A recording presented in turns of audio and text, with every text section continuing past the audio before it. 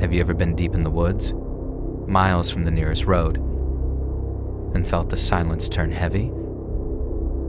You tell yourself it is just nature. You tell yourself you are alone, but then you hear it. A sound that does not belong. Maybe it is a baby crying where no baby should be. Maybe it is the click of a tripwire snapping tight against your ankle. Tonight, we are going to the Catskill Mountains, and we are going to find out what happens when the woods decide they don't want you there anymore. Podcast intro. Welcome back to the True Haunting Log podcast. I am your host. Tonight's episode is a deep dive into the isolated wilderness of upstate New York. The Catskills. It is a place people go to escape the city, to escape their jobs, to find peace. But the 5 stories we have for you tonight prove that you never really escape the danger. You just trade one kind of danger for another. These are true encounters from hikers, campers, and locals who looked into the darkness and saw something looking back. Get comfortable, lock your doors, and let's begin the log. Story 1, The Crying in the Dark. Our first story tonight comes from a man named Mark. Mark was a city guy. He lived in Buffalo. He had a wife, a kid, and a steady job. He was 28 years old, and he had never spent a single night sleeping outside in his entire life. To his best friend Caleb, this was a tragedy. Caleb was the complete opposite of Mark. Caleb was a Bass Pro Shop kind of guy. He loved camouflage gear. He played hunting video games. He served in the National Guard. To Caleb, the woods were like a second home. When Caleb found out Mark had never been camping, he made it his mission to fix it. "We are going to the Catskills," Caleb said. He promised Mark it would be the ultimate bonding experience. Just 2 guys, a fire, and the stars. If Mark had known what was waiting for them in those trees, he would have stayed in the city forever. They drove up in Caleb's old, beat-up truck. The drive took hours. They watched the buildings fade away, replaced by endless rows of pine trees. By the time they parked, they were miles from civilization. They grabbed their gear and hiked in. Caleb led the way. He found a spot that looked perfect. It was a small clearing hidden by thick maple trees and pines. The ground was covered in soft pine needles. There was a stream nearby with fresh, cold water. It felt private. It felt safe. Caleb set up the tents with expert speed. Mark wanted to help, so he gathered firewood. He walked around the edge of the camp, picking up fallen branches. He felt good. He felt useful. As the sun went down, the temperature dropped fast. They got a big fire roaring. The smell of burning wood filled the air.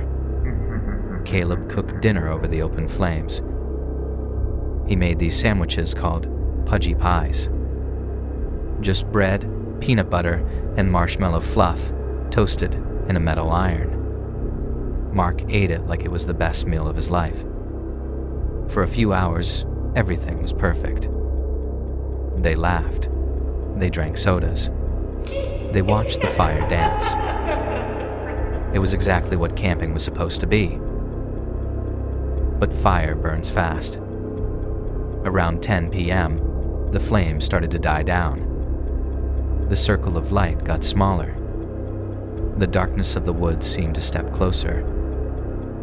"I'll get more wood," Mark said. He wanted to pull his weight. He grabbed his flashlight and stood up. He walked away from the safety of the fire and into the tree line. The beam of his flashlight cut through the black, but it didn't reach far. The trees looked like prison bars in the dark. Mark was bending down to pick up a thick branch when he heard it. It was a sound of movement. It was a soft sound, like a heavy boot stepping on dry leaves. It came from the darkness right in front of him. Mark froze. He held his breath. He pointed his flashlight into the dark. "Hello?" he whispered. Nothing. Just the wind. He felt silly. It was probably a deer or a raccoon. He called out to Caleb back at the camp. "Yo, Caleb, I think there is something out here." Caleb's voice floated back, relaxed and happy. "Of course there is something out there, buddy. It is the woods. Probably just a squirrel." Mark laughed nervously. Yeah, he thought. Just a squirrel.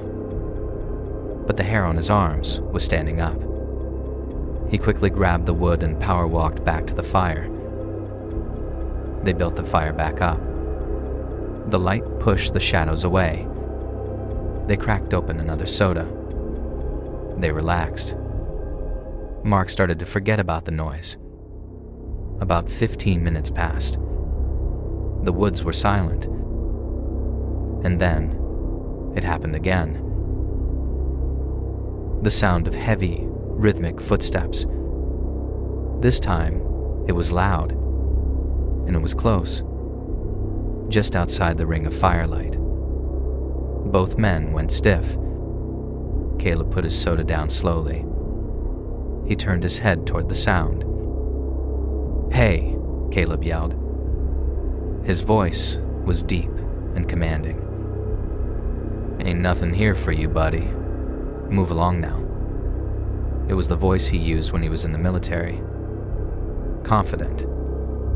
Scary. For a second, silence hung in the air. And then, they heard the sound of footsteps retreating. A slow, deliberate crunching of leaves moving away from them. Mark let out a breath he didn't know he was holding. "Nice one," he said. "You scared off the bear." He expected Caleb to smile. To brag. But Caleb didn't smile. He looked into the fire with a deadly, serious expression. His face was pale. "That wasn't a bear, Mark," Caleb whispered. Mark felt a cold chill run down his spine. "What do you mean?" "The gait," Caleb said. "The rhythm of the steps." It was 2 feet, not 4. That was a person. Mark stared at the darkness. A person? Miles from the road? Walking around their camp in the pitch black without a flashlight? Why? Why were they watching them? Caleb stood up. He went to his backpack and pulled out a small black case. He opened it and took out a pistol. He loaded a magazine with a sharp click sound. "We are going for a walk," Caleb said. "We need to clear the perimeter. We can't sleep until we know they are gone." Mark didn't want to go. But he didn't want to stay alone at the fire either. So he followed Caleb. They walked in a wide circle around the camp. Caleb held the gun ready. Mark shone the light. They found nothing. No footprints. No signs. Whoever it was, they had vanished. They went back to camp. They tried to act normal. They ate some more food.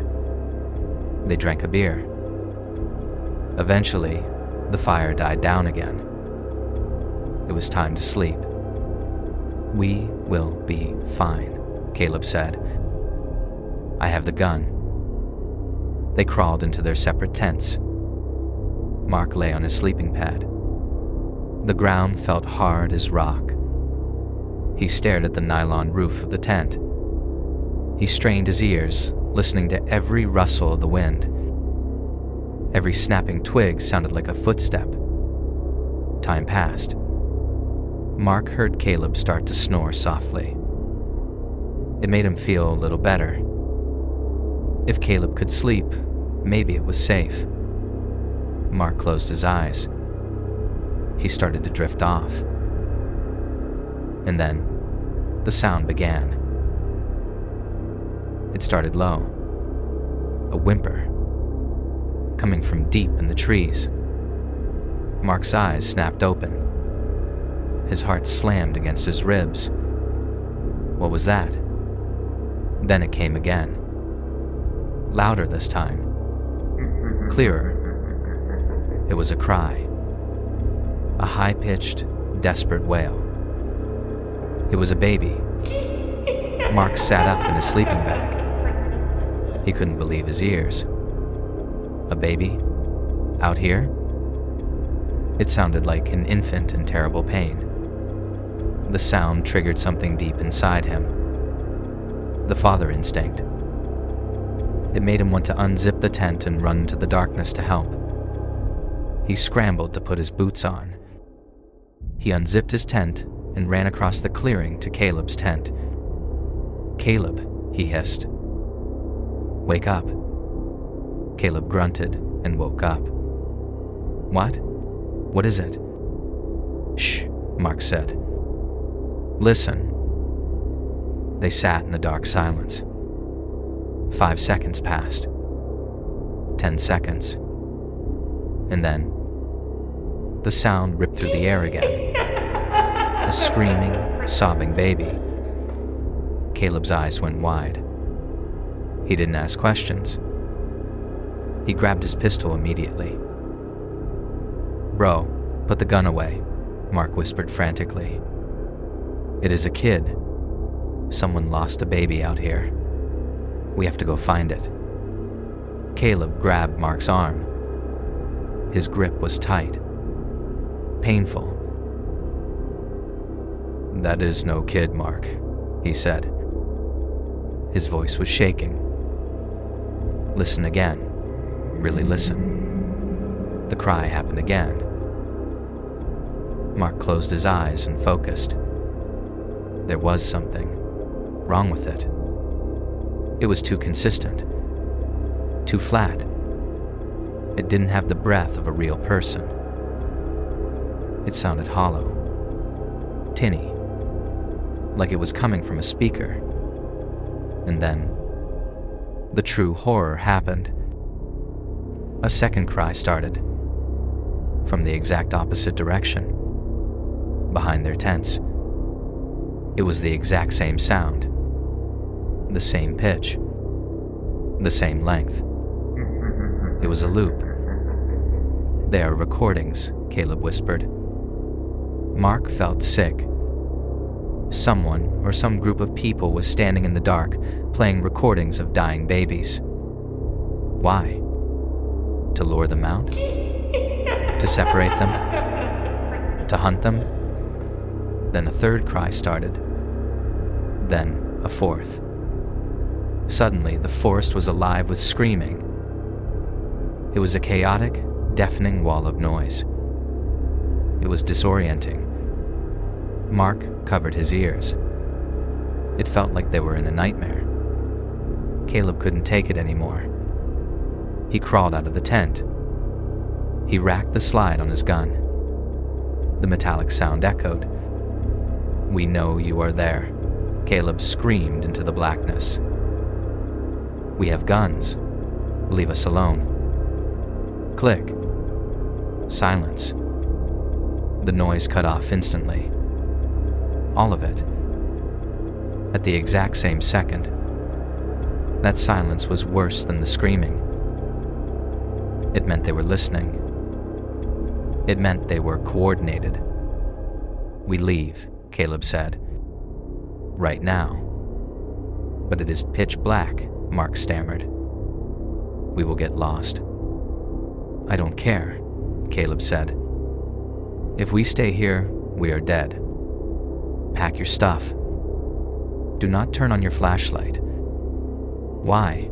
Mark asked. "Because a flashlight makes you a target," Caleb said. use the moonlight, move fast. They packed in the dark. Mark's hands were shaking so bad he couldn't zip his bag. He kept waiting to feel a hand grab his shoulder. He kept waiting to feel a knife in his back. Every shadow looked like a man standing there, watching. They left the tents. They left the heavy gear. They just took their keys and wallets. The walk back to the truck was the longest hour of Mark's life. Caleb walked in front, gun raised. Mark walked behind, spinning around every few seconds. He heard snaps in the brush. He heard breathing that wasn't his own. They finally saw the glint of the truck. They sprinted the last 50 yards. They threw themselves inside and locked the doors. Caleb peeled out of there, tires spinning in the dirt. They didn't stop driving for 20 miles. They found a 24-hour diner with bright neon lights. They sat in a booth, shivering, drinking coffee, waiting for the sun to come up. They went back the next day in the daylight to get their stuff. They brought 2 other friends with them for protection. When they got to the campsite, they saw why they were lucky to leave. The camp was destroyed. The tents had been slashed to ribbons with knives. Their sleeping bags were torn apart. The cooler was smashed. Everything of value was gone. Even the aluminum poles from the tents had been stolen. Whoever was out there wasn't a ghost. They were real people. Predators who used the sound of a crying baby to lure good people into the dark. Mark never went camping again. Story 2, The Trap at the Cabin. Our second story tonight proves that you don't have to be sleeping in a tent to be in danger. Sometimes, having a roof over your head just gives you a false sense of security. A man named David and his wife Gemma decided to take a break from the city. They found a listing for a cabin in the Catskills. It was beautiful, rustic, and shockingly cheap. They booked it for a long weekend. The trip started badly. About 10 miles from the cabin, their car broke down. The engine just died on a lonely back road. There was no cell service. They walked a mile until they found a small, run-down auto repair shop. It looked like it hadn't been painted in 30 years. They walked inside, hoping for help. The mechanic came out from the back. He was an older man. Grease-stained hands. Hard eyes. He wasn't friendly, but he agreed to tow the car and fix it by the next morning. While David was paying the deposit, the mechanic asked, "So, where are you folks headed?" "We rented one of those cabins up on the ridge," David said. The mechanic stopped writing. The pen hovered over the paper. He looked up slowly. "You don't know much about this area, do you?" he asked. David laughed nervously. "Not really. We just want some peace and quiet." The mechanic didn't smile. "Listen to me," he said. His voice dropped to a low rumble. "The folks who live up that way, they don't like those cabins. They don't like strangers coming in. It disrupts their business." "What business?" Gemma asked. The mechanic ignored her. He looked right at David. "If anything weird happens, if you hear anything, if you see anyone, just leave. Don't pack. Just get in the car and go." "Do you have a weapon?" David was taken aback. I have a SIG pistol in my bag, just for bears." "Good," the mechanic said. "Keep it loaded. Keep it on you." Even inside the house, David and Gemma got a ride to the cabin from one of the mechanic's friends.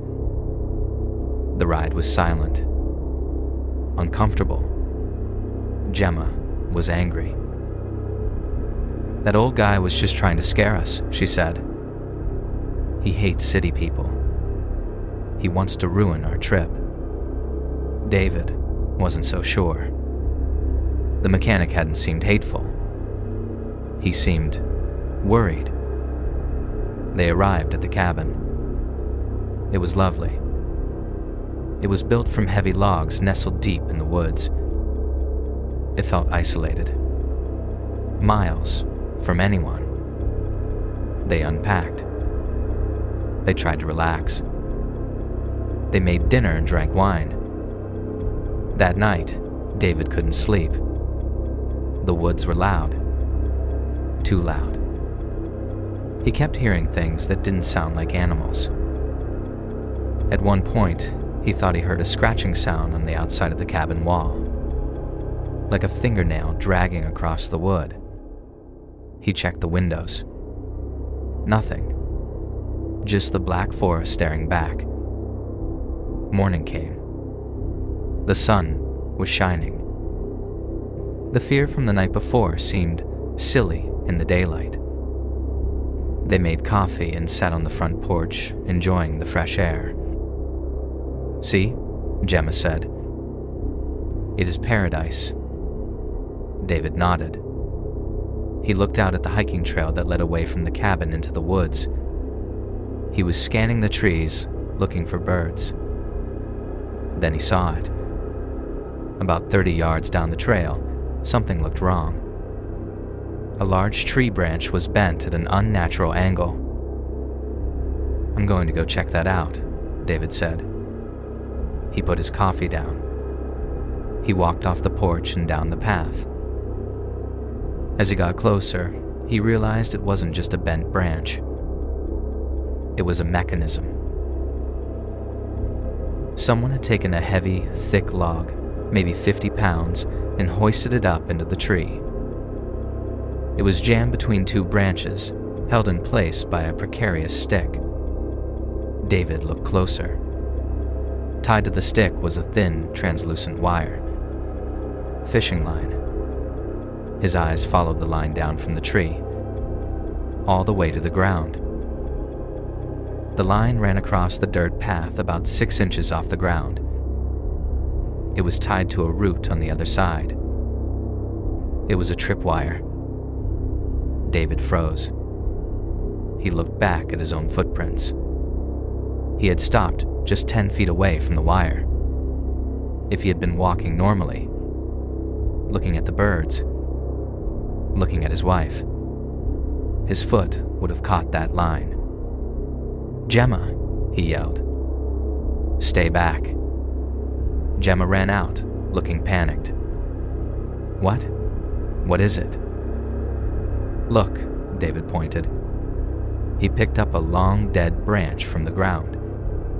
He stood well back. He threw the branch at the tripwire. The sound of a snap filled the air. The stick holding the log gave way instantly. Then a massive crash. The 50-pound log came swinging down from the tree like a pendulum. It smashed into the ground exactly where a hiker's head would be. It hit with enough force to crack a skull open like a melon. Dust flew into the air. Gemma screamed. David felt his knees go weak. This wasn't a warning. This wasn't a prank. This was a deadfall trap. It was designed to kill, or to maim someone so badly they couldn't run away. David looked around the woods. Suddenly, the trees didn't look peaceful. They looked like hiding spots. He saw something else. A few yards away, there was a small pile of stones, stacked perfectly, and a strip of red cloth tied to a branch. Markers. Someone had marked the path. Someone set this up knowing people were renting the cabin. "Get your bag," David said. "Right now." They didn't even pack properly. They threw their clothes into their bags. David held his pistol in his hand the entire time. They didn't walk on the path. They walked through the woods, terrified that another step would trigger another trap. They walked all the way back to the auto shop. It took an hour. When they walked in, sweaty and terrified, the mechanic looked up. He didn't ask what happened. He saw the look in their eyes. "I told you," he said quietly. He gave them their car keys. He even refunded the money for the repair. "Just go," he said. "And don't tell anyone I helped you." As they drove away, David looked in the rearview mirror. He wondered who set the trap. Was it a crazy local? Or was it something more organized? And he wondered, if that log had hit him, how long would it have taken for the person watching to come out of the trees to finish the job? Story 3, The Search Party. Our third story tonight is different. Usually, when we talk about horror in the woods, we talk about being alone. We talk about isolation. But sometimes, the scariest place you can be is in a crowd.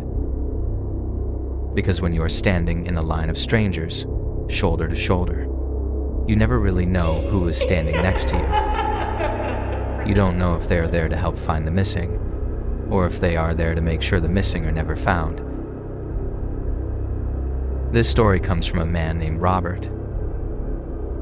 It happened almost 20 years ago in the Platte Clove Valley.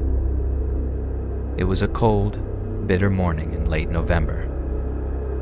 The kind of morning where the frost clings to the ground and the air hurts your lungs.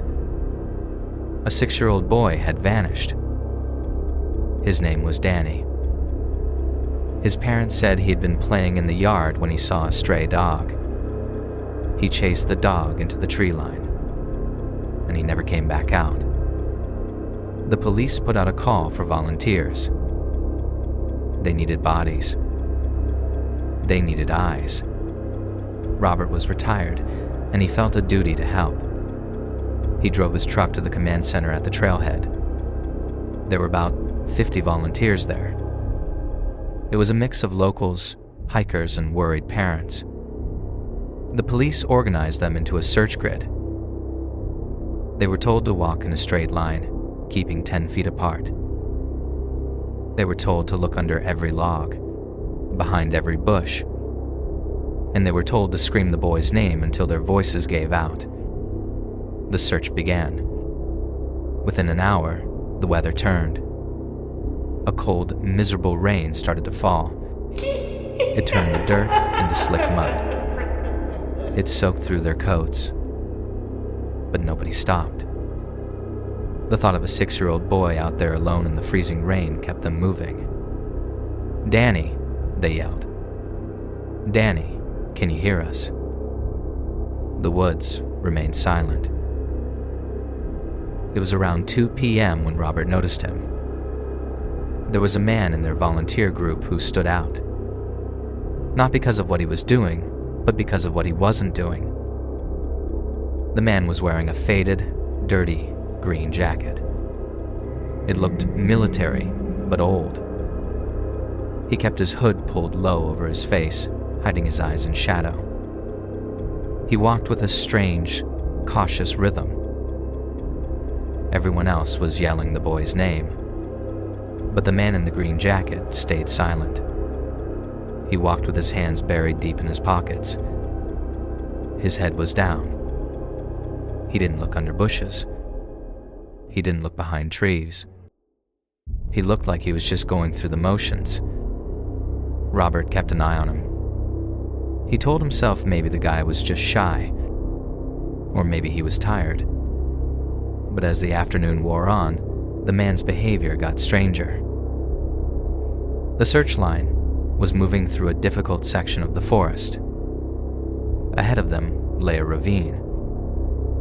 It was a deep, rocky ditch filled with dead leaves, thorns, and old trash.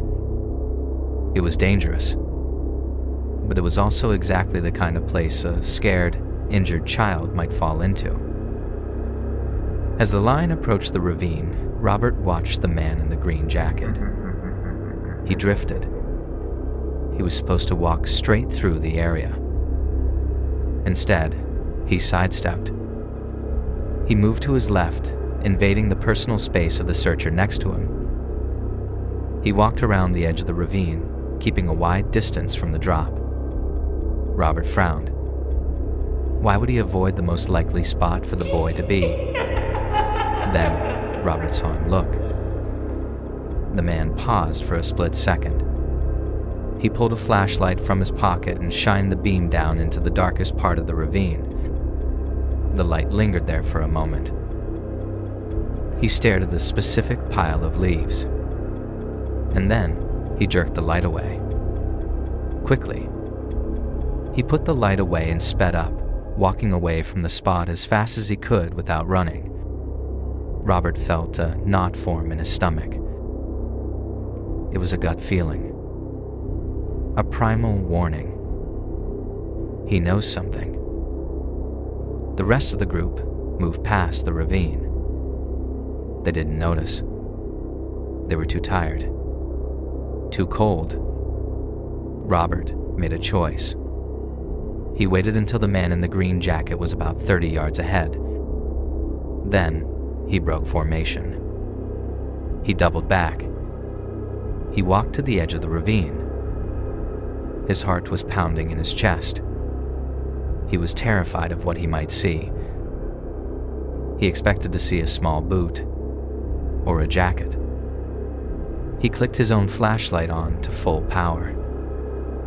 He swept the beam over the wet black leaves at the bottom of the ditch. At first, he saw nothing. Just rocks and mud. Then, a glint of color caught his eye. Blue. Bright, artificial blue. Robert climbed down the slippery slope carefully. He brushed the wet leaves aside. It was a toy car. A small, blue metal truck. It was scratched. One of the wheels was bent inward. But it was clearly the toy the parents had described to the police. He never goes anywhere without his blue truck, the mother had sobbed. Robert stood there in the rain, holding the cold metal toy. His hands started to shake uncontrollably. The man in the green jacket had looked right at this spot. He had seen it, and he had walked away. He didn't call the police. He didn't yell for help. He left it there to be buried by the falling leaves and the mud. Robert scrambled out of the ravine. He ran back to the group, gasping for air. "Officer," he yelled. "Over here." A state trooper jogged over, looking concerned. Robert showed him the car. "I found it in the ravine," he gasped. "The one back there." The officer took the toy. He radioed it in immediately. "Good work," he said. "Wait," Robert whispered. He grabbed the officer's sleeve. There was a man. The guy in the green jacket. Up ahead. He saw this. I watched him look right at it and walk away. He was avoiding that spot on purpose. The officer's eyes narrowed. His demeanor changed instantly. He looked at the group of volunteers huddled in the rain. "Point him out." Robert pointed. The man was standing at the back of the group, alone. Still with his hood up. Still with his hands in his pockets. He was watching them. The officer signaled his partner. The two police officers walked toward the man. They moved with purpose, hands resting near their holsters. Robert watched from a distance. He saw the moment the man realized the police were coming for him. His body went stiff, rigid. The officers started talking to him. Robert couldn't hear the words through the rain, but he saw the body language. The man became defensive immediately. He was waving his hands around. He was shaking his head violently. Then, he did something shocking. He turned his back on the police, and he started walking away. The officers stepped forward to stop him, but they hesitated. They were in the middle of the woods. They didn't have probable cause to arrest him yet. Being a jerk isn't a crime. Being a bad searcher isn't a crime. The man in the green jacket walked faster. He disappeared into the darkness toward the parking lot. Within seconds, the sound of an engine starting echoed through the trees. Tires squealed on the wet pavement. And he was gone. Robert asked the officer later that night what happened. He denied it, the officer said, looking frustrated. Said he didn't see anything. Said he was insulted that we questioned him. We have his name, but without a body, without proof, we can't hold him. The search continued for 3 more days. But they never found Danny. Robert went home, but he couldn't sleep. He kept seeing that man's back as he walked away into the fog. He realized why the man was there. He didn't join the search party to help. He joined the search party to supervise. He wanted to make sure they looked in the wrong places. He wanted to make sure his secret stayed buried in that ravine. And 20 years later, he is still free. Story 4, The Journal. This next story is a warning to anyone who likes to hike alone. It teaches us that curiosity is a dangerous thing. If you find something in the woods, leave it alone. Do not pick it up. Do not read it. Because sometimes a trap isn't made of wire and wood. Sometimes a trap is made of paper and ink. My name is Rachel. I lived in New York City, and I needed a break from the noise. I loved hiking alone. It was my therapy. In November of 2017, I decided to tackle Blackthorn Ridge in the Catskills. It was a remote trail known for being difficult. It was a crisp, beautiful day. The leaves had fallen, so the trees were bare skeletons against the gray sky. I was about 3 miles in, far from the trailhead, when I saw it. Propped up against the base of a large oak tree was a book. I walked over. It was a small, expensive leather notebook. It looked completely out of place among the dirt and dead leaves. It wasn't wet, which meant it hadn't been there long. Maybe a few hours. I picked it up. I figured I would look for a name or a phone number inside to return it. I opened it. It was a hiking journal. The handwriting was neat and organized. The writer described the beauty of the ridge, the peace. It felt like reading my own thoughts. It felt like I had found a kindred spirit. I sat down on a flat rock, ate a granola bar, and kept reading. But a few pages in, the tone changed dramatically. The handwriting became jagged, messy. The sentences became short and panicked. No birds, the entry read. No squirrels. The woods are dead quiet. Something is wrong. I looked up from the page. I listened.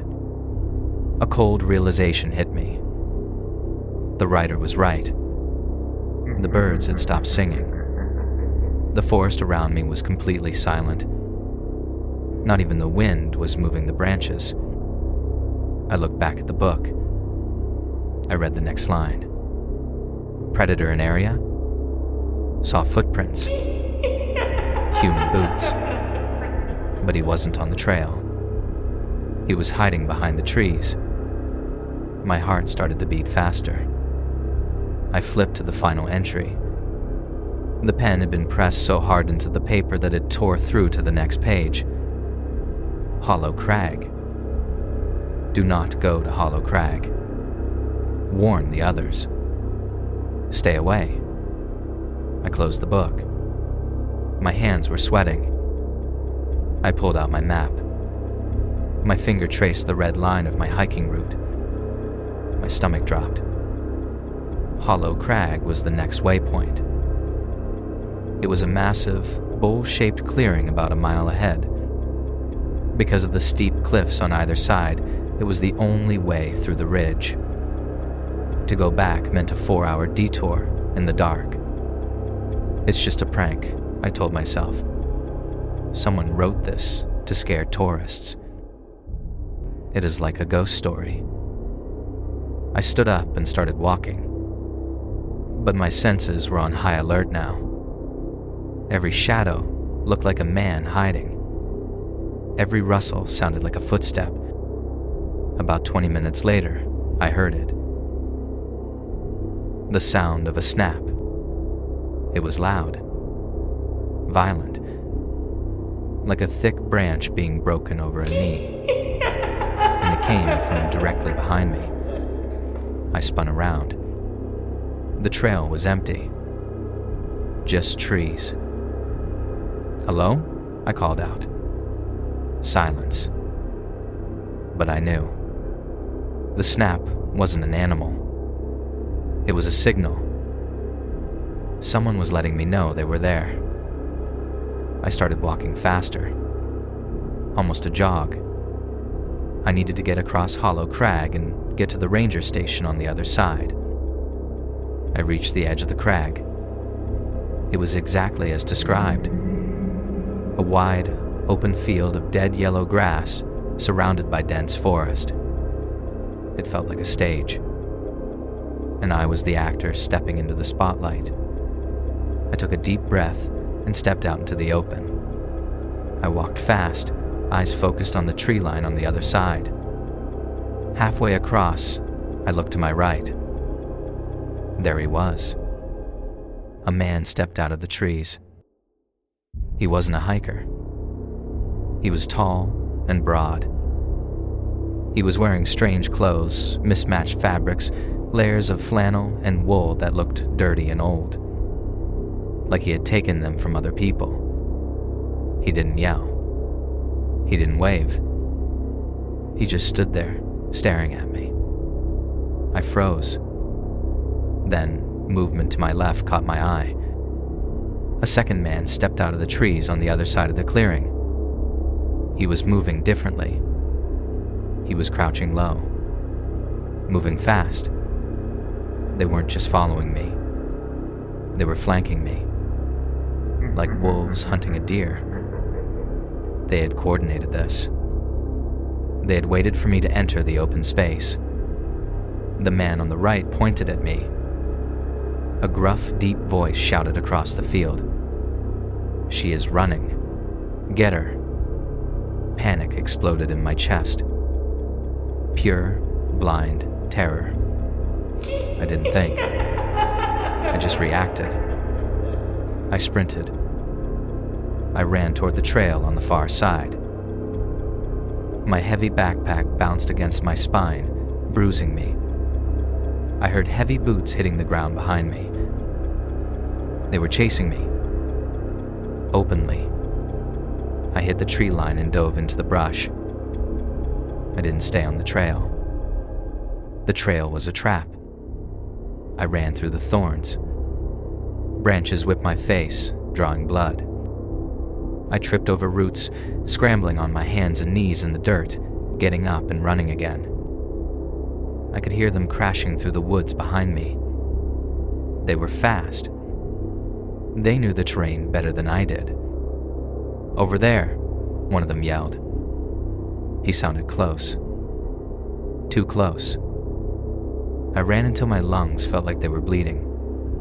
I ran until I saw a building through the trees. A ranger station. A small wooden shack in a clearing. I burst through the door, screaming for help. "Help me. They are chasing me." But the room was silent. The station was empty. Just a desk, a radio that wasn't working, and a map on the wall. Dust covered everything. It wasn't an active station. It was abandoned. I slammed the door and locked the deadbolt. I pushed the heavy desk against the door. Then I collapsed in the corner, sobbing, holding my knees. I listened.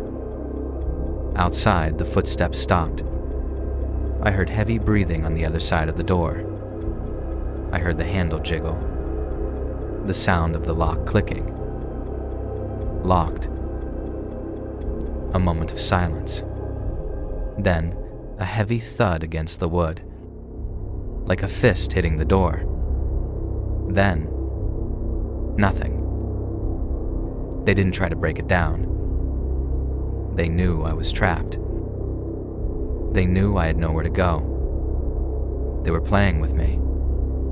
I stayed in that corner all night. Every creak of the building made me scream internally. I gripped that leather journal in my hand like a weapon. I placed it on the desk as an offering. Take it back. I don't want it. When the sun finally rose, the woods were quiet. I waited hours before I dared to move. I finally heard the sound of an engine. A real truck. I peeked out the dusty window. It was a park ranger vehicle. I ran outside, waving my arms. The ranger stopped. He looked shocked to see me. I was covered in mud, blood, and tears. I told him everything. The journal. The men. The chase.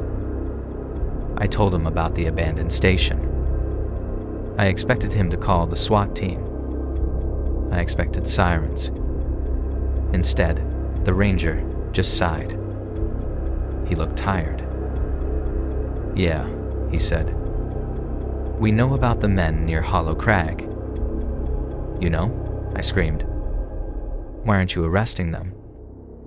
He shook his head. We tried. Last time we sent a deputy up there, he took an arrow through the shoulder. These guys, they don't exist on paper. They live in caves. They move constantly. We closed that trail years ago, but they keep tearing the signs down. He drove me back to my car.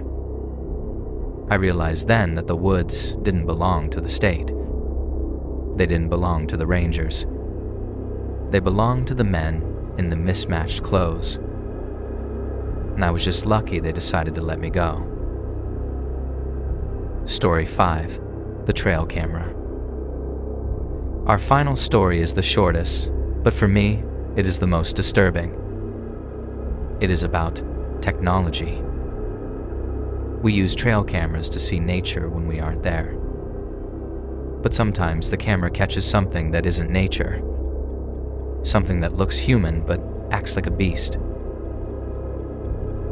I work as a wildlife photographer. I specialize in black bears. For years, I have worked in the deep woods near Balsam Lake. One summer, I decided to try a new spot. I hiked miles off the main trail. I found a stream where I knew bears liked to drink. I set up a line of 5 motion-activated cameras. The plan was to leave them for a week and come back to collect the SD cards. I came back 7 days later. It was a sunny Tuesday. I hiked to the first camera location. I looked at the tree where I had strapped it. The camera was gone. I looked at the ground. The plastic casing was shattered. Someone had smashed it with a rock. The memory card was missing. I was angry. That equipment is expensive. I figured it was just teenagers messing around. I hiked to the second camera. Same thing. Smashed to pieces. Lens broken. Card stolen. My anger turned to fear. This wasn't random. Someone had followed my tracks. Someone had hunted down my cameras one by one. I checked the third and fourth cameras. Both destroyed. I had one camera left. It was the one I placed deepest in the woods, hidden inside a hollow log. It was very hard to find. I reached the log. The camera was still there, intact. I pulled it out with shaking hands. I popped the SD card into my portable viewer right there in the woods. I scrolled through the files. Day 1, deer. Day 2, raccoon. Day 3, bear. Then, Day 4, 2 a.m. A video file. I pressed play. The infrared night vision lit up the screen in eerie black and white. A figure walked into the frame. It was a man. He looked like a nightmare. His clothes were rags hanging off his skeletal frame. His hair was matted and wild, filled with twigs and leaves. He dropped to his hands and knees. He started digging. He clawed at the dirt with his bare fingernails, ripping up roots, throwing soil behind him like a dog. His movements were jerky, feral. It was terrifying to watch a human act like that. But that wasn't the worst part. The video ended. I clicked the next file. 2:05 a.m. The man was no longer digging. He was standing directly in front of the camera. His face filled the entire lens. His skin was pale and gaunt. His eyes were wide, dark circles. And he was staring right into the lens. He knew it was there. He had found it. But he didn't smash this one. He left it. He wanted me to see this. In the video, he brought his face closer. His lips moved. The camera didn't record sound, but the movement was clear. He mouthed 3 words. Slowly. I. See? You. And then he smiled. A broken, jagged smile full of rotting teeth. I shut the viewer off. I ripped the camera out of the log and shoved it in my bag. I ran. I didn't care about noise. I ran the 2 miles back to my truck without stopping. I drove home, locking my doors, watching the rearview mirror the whole way. I realized why he broke the first 4 cameras. He wanted to lead me to the last one.